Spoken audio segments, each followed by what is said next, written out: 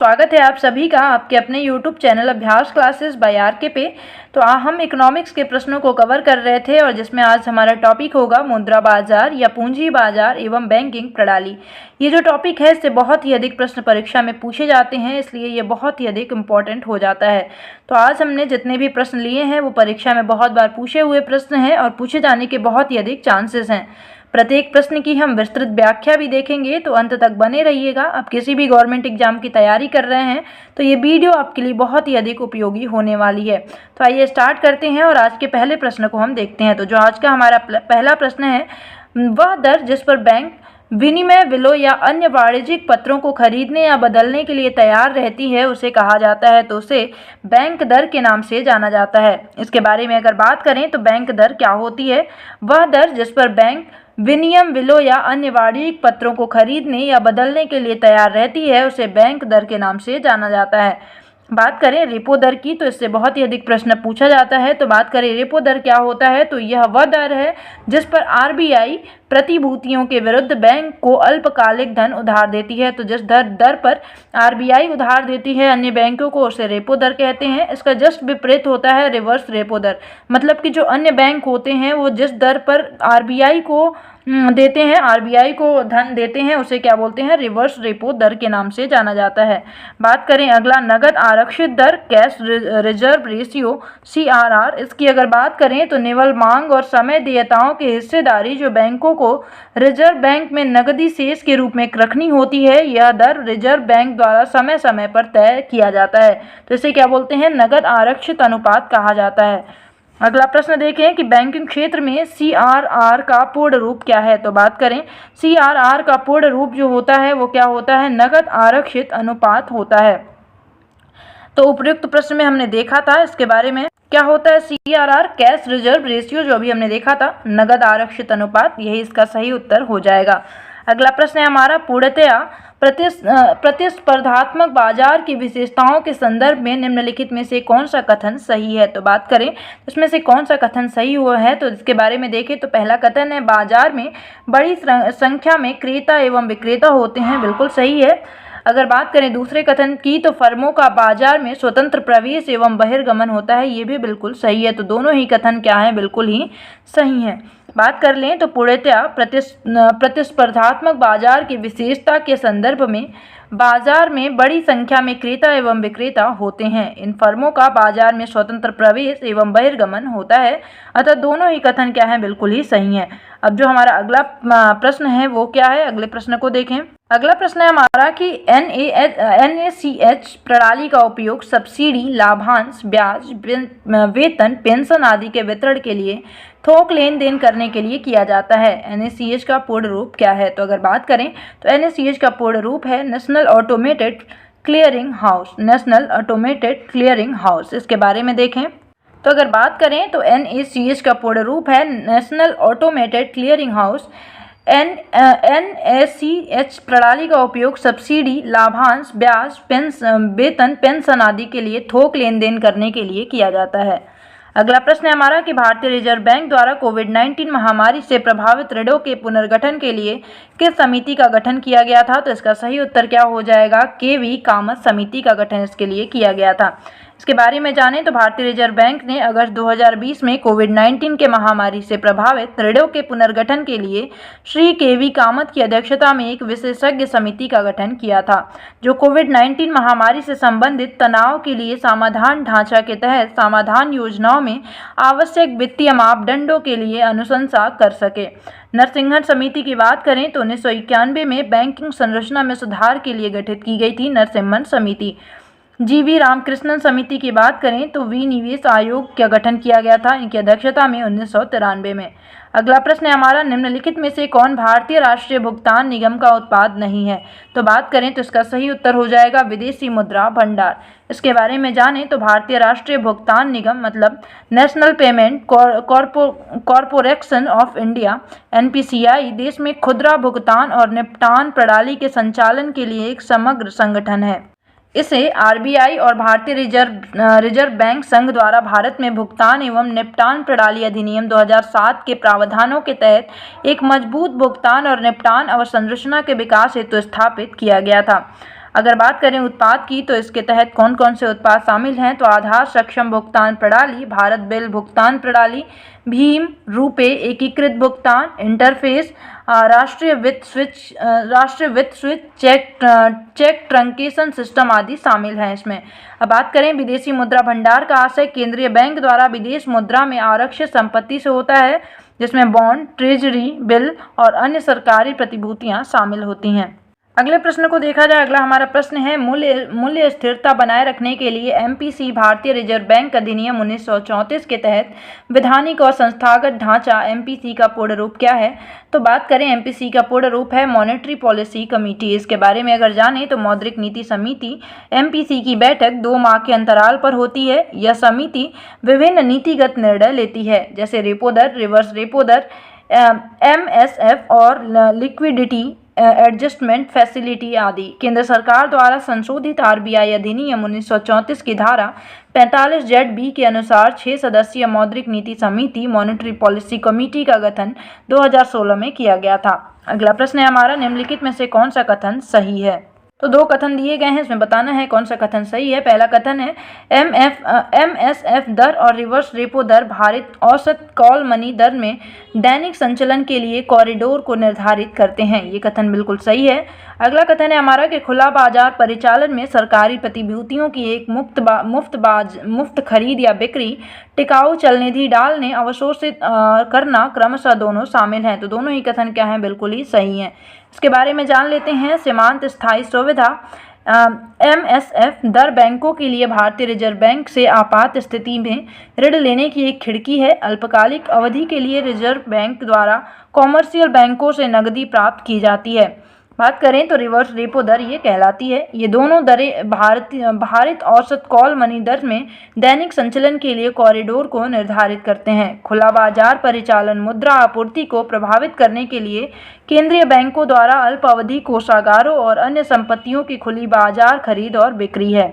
प्रतिभूतियों के खरीदने से अर्थव्यवस्था में धन आता है, जिससे ऋण अधिक सुलभ हो जाता है और ब्याज दर कम हो जाती है। तो ये ध्यान रखना है। इस वजह से हमारा दोनों ही कथन क्या है, बिल्कुल ही सही है। अगला प्रश्न है हमारा कि ब्याज दर जिस पर रिजर्व बैंक चल निधि समायोजन सुविधा के तहत बैंकों से पात्र सरकारी प्रतिभूतियों के संपार्श्विक के विरुद्ध ओवरनाइट आधार पर चल निधि को अवशोषित करता है, उसे क्या कहते हैं। तो इसके बारे में हमने देखा था, इसका सही उत्तर क्या हो जाएगा, रिवर्स रेपो दर हो जाएगा। आइए इसके विषय में जानें। तो अगर बात करें ब्याज दर जिस पर रिजर्व बैंक चल निधि समायोजन सुविधा के तहत बैंकों से पात्र सरकारी प्रतिभूतियों के संपार्श्विक के विरुद्ध ओवरनाइट आधार पर चल निधि को अवशोषित करता है, उसे रिवर्स रेपो रेट कहते हैं। रिवर्स रेपो दर वह ब्याज दर है जिस पर भारतीय रिजर्व बैंक कॉमर्शियल बैंकों के सरप्लस मतलब अधिशेष मुद्रा को अपने पास जमा करता है। अगला प्रश्न है हमारा, निम्नलिखित में से कौन भारतीय रिजर्व बैंक की मौद्रिक नीति का एक साधन नहीं है। तो बात करें तो चयनात्मक क्रेडिट नियंत्रण यह भारतीय रिजर्व बैंक की मौद्रिक नीति का साधन नहीं है। इसके बारे में जानें तो भारतीय रिजर्व बैंक की मौद्रिक नीति का चयनात्मक, तो क्या देख रहे थे हम, एक मिनट, भारतीय रिजर्व बैंक की मौद्रिक नीति का चयनात्मक ऋण नियंत्रण एक साधन नहीं है। साख का नियंत्रण विशिष्ट कार्यों के लिए करने पर उसे चयनात्मक ऋण नियंत्रण कहते हैं। वर्तमान में साख नियंत्रण की इस नीति को बंद कर दिया गया है। अगला प्रश्न देखें। अगला हमारा प्रश्न है, आरबीआई ने मुद्रा आपूर्ति के 4 वैकल्पिक उपायों के आंकड़े प्रकाशित किए। M3 के संबंध में निम्नलिखित में से कौन सा सही है। तो बात करें तो इसके संबंध में M1+ वाणिज्यिक बैंकों की निवल सावधि जमा, ये जो है बिल्कुल सही है M3 के संबंध में। तो बात करें M3 के संबंध में, आरबीआई मुद्रा आपूर्ति के 4 वैकल्पिक माध्यमों के आंकड़े प्रकाशित करता है, जो है M1, M2, M3 और M4। बात करें जहां CU जनता द्वारा धारित मुद्रा नोट और सिक्के हैं और DD क्या है, वाणिज्यिक बैंकों द्वारा धारित निवल मांग है। M2 क्या होता है, M2 के बारे में जाने तो M1+ डाकघर बचत बैंकों के पास बचत जमा जो होता है वो M2 होता है। M3 के अंतर्गत क्या होता है, M1+ वाणिज्यिक बैंकों की निवल सावधि जमा जो होती है वो M3 में आती है। M4 में क्या आता है, M3+ डाकघर बचत संगठनों के पास जो कुल जमा होता है वो M4 में आता है। बात करें जहां M1 और M2 को संकुचित मुद्रा कहा जाता है, वहीं M3 और M4 को व्यापक मुद्रा कहा जाता है। M1 लेन देन के लिए सबसे अधिक तरल, जबकि M4 सभी में सबसे कम तरल होता है। M3 मुद्रा आपूर्ति का सबसे अधिक इस्तेमाल किया जाने वाला साधन है। इसे समग्र मौद्रिक संसाधन के रूप में भी जाना जाता है। ध्यान रखना है, M3 का उपयोग लेन देन में सबसे अधिक किया जाता है। अगला प्रश्न है हमारा, किसी सार्वजनिक क्षेत्र के उद्यमों द्वारा जन सामान्य को इक्विटी की बिक्री के माध्यम से निजीकरण को डैश कहा जाता है। तो इसे क्या कहा जाता है?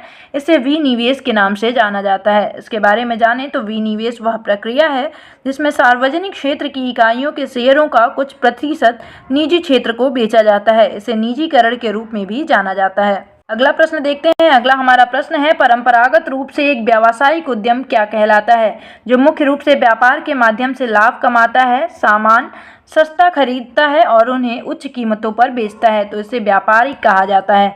इसके बारे में जानें तो मार्केटाइल मतलब व्यापारिक का अर्थ थोक एवं खुदरा बिक्री से संबंधित है। इसके तहत व्यावसायिक उद्यम सामान सस्ते में खरीदता है और उसे उच्च दामों पर बेचता है जिससे अधिक से अधिक लाभ प्राप्त किया जा सके। इसके अंतर्गत खरीदना, वितरण, रख रखाव, कार्यालय, स्टॉक और लिपिक कार्य शामिल होता है। अगला प्रश्न है हमारा, बांग्लादेश के ग्रामीण बैंक का संस्थापक कौन था? तो बात करें बांग्लादेश के जो ग्रामीण बैंक थे उसके संस्थापक मोहम्मद यूनुस थे।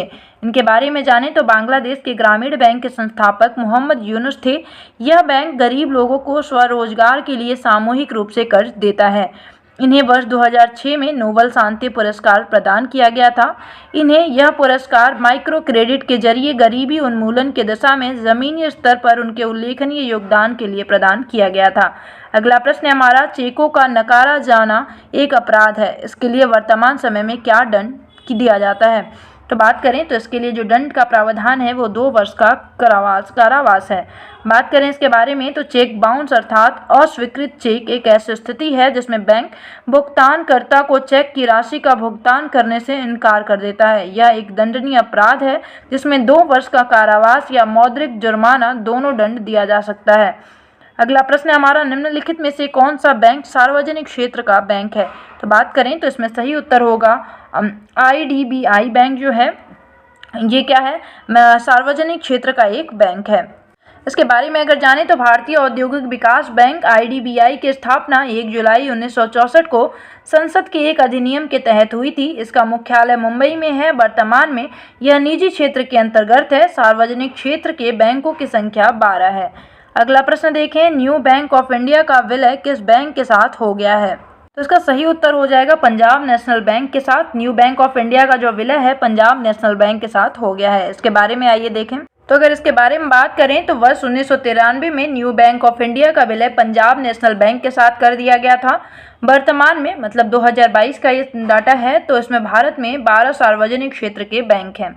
अगला प्रश्न देखें, बैंक मुख्यतः बैंक चेकों की प्रोसेसिंग से किस डाटा इनपुट विधि का प्रयोग करते हैं? तो बात करें तो इसका सही उत्तर क्या हो जाएगा? MICR का उपयोग ये करते हैं। तो इसका मतलब क्या होता है आइए देखें। MICR का पूर्ण रूप होता है मैग्नेटिक इंक कैरेक्टर्स रीडर। चुंबकीय स्याही मतलब MI से छपे प्रिंट किए गए अक्षरों या दस्तावेज को जिस स्कैनर द्वारा पहचाना या पढ़ा जाता है उसे MICR कहा जाता है। इसका उपयोग मुख्यतः बैंकिंग क्षेत्रों में किया जाता है। चेक में बैंक का पहचान code, IFSC code, account number, check number आदि मैग्नेटिक स्याही द्वारा लिखा जाता है। अगला प्रश्न है हमारा, भारत में अनुमोदित शेयर बाजारों की संख्या कितनी है? तो बात करें भारत में कुल शेयर बाजारों की संख्या 23 है। इसके बारे में जानें। भारत में सेबी द्वारा अनुमोदित शेयर बाजारों की संख्या 23 है। शेयर बाजार एक ऐसा स्थान होता है जहां निवेशक किसी कंपनी के शेयर खरीदते या बेचते हैं। अगला प्रश्न है हमारा, भारतीय रिजर्व बैंक कब अस्तित्व में आया? तो बात करें भारतीय रिजर्व बैंक की तो 1 अप्रैल 1935 को ये अस्तित्व में आया था। इसके बारे में जानें तो भारतीय रिजर्व बैंक की स्थापना 1 अप्रैल 1935 को 5 करोड़ रुपए की अधिकृत पूंजी से हुई थी। इसका राष्ट्रीयकरण 1 जनवरी 1949 को किया गया। रिजर्व बैंक भारत का केंद्रीय बैंक है। इसका मुख्यालय मुंबई में है। स्वतंत्र भारत के प्रथम RBI गवर्नर CD देशमुख थे। वर्तमान में कौन है? तो शक्तिकांत दास जी हैं। अगला प्रश्न है हमारा, RBI का विस्तारित रूप क्या है? तो रिजर्व बैंक ऑफ इंडिया। ये सभी जानते हैं, ये तो बहुत इजी प्रश्न है, इसके बारे में हम देख चुके हैं तो आप देख सकते हैं। और थोड़ा सा इसमें और भी एड ऑन किया गया है। तो RBI का विस्तार रूप रिजर्व बैंक ऑफ इंडिया है। इसकी स्थापना 1 अप्रैल 1935 को हुई थी। 5 करोड़ रुपए के प्रस्तावित पूंजी के साथ की गई थी। सर ओसबॉर्न स्मिथ आरबीआई के प्रथम गवर्नर थे, जबकि इसके पहले भारतीय गवर्नर सीडी देशमुख जी थे। वर्तमान में शक्तिकांत दास जी हैं। मुख्यालय इसका कहाँ है? मुंबई में है। इसका राष्ट्रीयकरण कब किया गया? 1949 में किया गया। तो आप सारी चीजें इसके बारे में यहाँ पे देख सकते हैं। अगला प्रश्न देखें। अगला हमारा प्रश्न है, भारतीय मुद्रा के 1 रुपए के नोट पर किसके हस्ताक्षर होते हैं? तो भारत सरकार के वित्त मंत्रालय के जो सचिव होते हैं उनका हस्ताक्षर होता है 1 रुपए के नोट पर। इनके बारे में जाने तो भारतीय मुद्रा के 1 रुपए के नोट पर भारत सरकार के वित्त मंत्रालय के सचिव के हस्ताक्षर होते हैं। अन्य सभी नोटों पर भारतीय रिजर्व बैंक के गवर्नर के हस्ताक्षर होते हैं।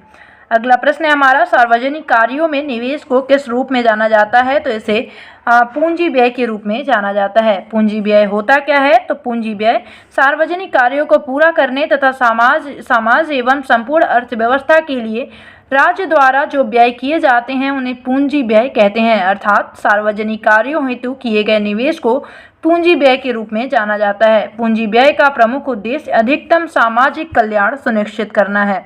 अगला प्रश्न देखा जाए तो अगला प्रश्न है हमारा, BSE सेंसेक्स किसके स्टॉक पर आधारित है? तो बात करें तो ये कितने स्टॉक पर आधारित है? तो ये 30 स्टॉक पर आधारित होता है। बात करें तो BSE Sensex Bombay stock exchange का संवेदी शेयर सूचकांक है। यह 30 प्रमुख शेयरों का प्रतिनिधित्व करता है। इसका आधार वर्ष जो है वो 1978 से 1959 के बीच रहा है। अगला प्रश्न है हमारा, भारत में कितने राष्ट्रीयकृत बैंक है? तो बात करें भारत में कुल 19 राष्ट्रीयकृत बैंक हैं। इसके बारे में जानें तो 19 जुलाई 1969 ईस्वी को 14 व्यावसायिक बैंकों का तथा 15 अप्रैल 1980 को 6 अन्य बैंकों का भारत में राष्ट्रीयकरण किया गया था। इस राष्ट्रीयकरण के तहत वर्ष 2019 में भारत में राष्ट्रीयकृत बैंकों की संख्या 19 थी, वर्तमान में 12 हो गई है। अगला प्रश्न देखें, मुद्रा की क्रय शक्ति में गिरावट लाने वाली वस्तुओं एवं सेवाओं के मूल्य स्तर में निरंतर वृद्धि कहलाती है। तो इसे किस नाम से जाना जाता है? तो इसे मुद्रास्फीति कहा जाता है।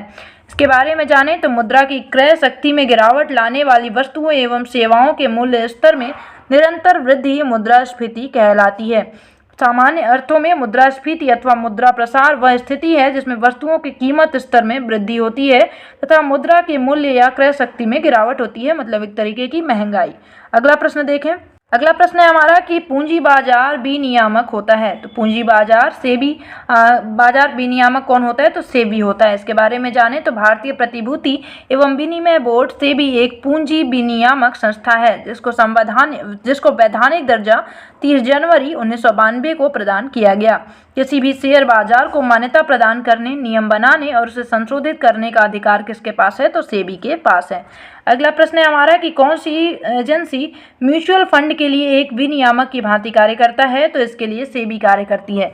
इसके बारे में जानें तो SEBI securities exchange board of India mutual fund के लिए एक विनियामक संस्था के रूप में कार्य करती है। सेबी की स्थापना 12 अप्रैल 1988 ईस्वी को हुई। इसे वैधानिक मान्यता 30 जनवरी 1992 को मिली। इसका प्रमुख उद्देश्य भारतीय स्टॉक निवेशकों के हितों के संरक्षण प्रदान करना तथा बाजार के नियमन का ध्यान रखना।